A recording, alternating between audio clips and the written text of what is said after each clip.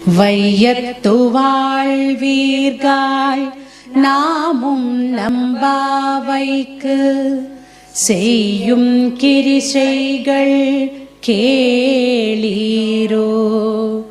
பார்க்கடலுள் பையத்துயின்ற பரமன் அடிபாடி நெய்யுண்ணோம் பாலுண்ணோம் நாட்காலே நீராடி மையிட்டெழுதோம் மலரிட்டு நாம் முடியோம் செய்யாதன செய்யோம் தீக்குறளை சென்றோதோம் ஐயமும் பிச்சையும் ஆந்தனையும் கை காட்டி உய்யுமாறெண்ணி உகந்து ஏலோரெம்பாவாய்.